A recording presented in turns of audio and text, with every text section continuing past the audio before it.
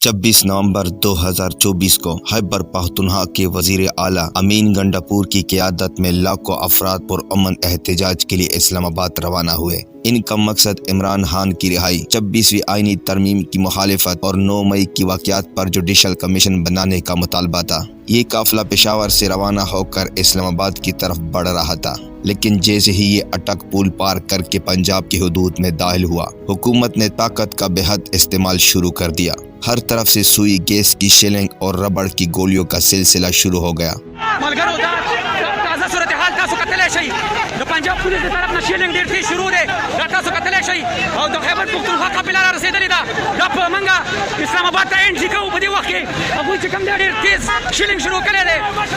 अटक पुल से इस्लामाबाद तक जहाँ जहाँ ये काफिला गुजर रहा था, इन पर शेलिंग की गई और मुजाहिरीन को निशाना बनाया गया। लेकिन इसके बावजूद काफिले के लोगों ने अपने अज़म और हौसले में कमी नहीं आने दी। ये एहतजाज 24 नवंबर को शुरू हुआ था और 26 नवंबर को इस्लामाबाद पहुंचा। मुजाहिरीन का मकसद डी चौक पर पहुंचकर अपने मुतालबात पेश करने थे, लेकिन हुकूमत ने डी चौक को बंद करने के लिए बड़े बड़े कंटेनर्स लगाए और वहां फौजी और रेंजर्स के एहलकार तैनात कर दिए। अली अमीन गंडापुर और बुशरा बीबी की क़यादत में ये काफिला डी चौक से कुछ मील दूर था, ताहम तकरीबन 500 कारकुन डी चौक के करीब पहुंचने में कामयाब हो गए। कुछ कारकुन कंटेनर्स पर चढ़कर फौजी एहलकारों के साथ गले मिले और अमन की फिजा कायम रखने की कोशिश की, मगर ये खुशगवार मंजर ज्यादा देर तक कायम ना रह सका। तकरीबन रात 9 बजे जब मुजाहिरीन ने अपने मुतालबात के हक में आवाज़ उठाने की कोशिश की, हुकूमत ने अंधेरों में गोलियां चलाना शुरू कर दिए। डी चौक पर लाइट्स बंद कर दी गई और फिर फायरिंग की गई।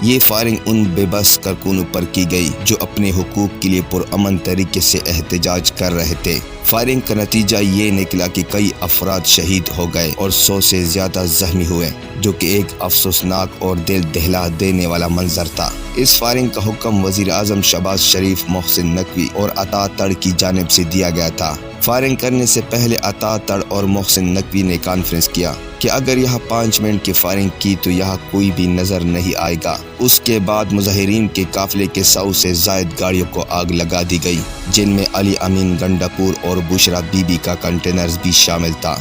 ये वाक़या इस बात का सबूत था कि हुकूमत ने अपनी ही आवाम के खिलाफ ताकत का इस्तेमाल किया और एक पुरअमन एहतजाज करने वाले कारकुनों को बेरहमी से कुचलने की कोशिश की। ये वाक़या पाकिस्तान की सियासी तारीख में एक सियाह बाब के तौर पर याद रखा जाएगा। एक तरफ हुकूमत की ताकत बेहद इस्तेमाल था, तो दूसरी तरफ आवाम का पुरअमन एहतजाज जो अपने हक के लिए लड़ रहे थे।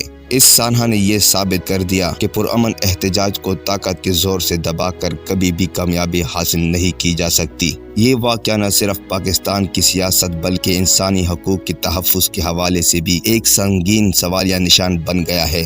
26 नवंबर पाकिस्तान तहरीक इंसाफ की पार्टी एक सियाह दिन के तौर पर मनाएगी। मजीद इस तरह वीडियो देखने के लिए हमारे चैनल के साथ जुड़े रहें। मिलते हैं अगली शानदार वीडियो के साथ।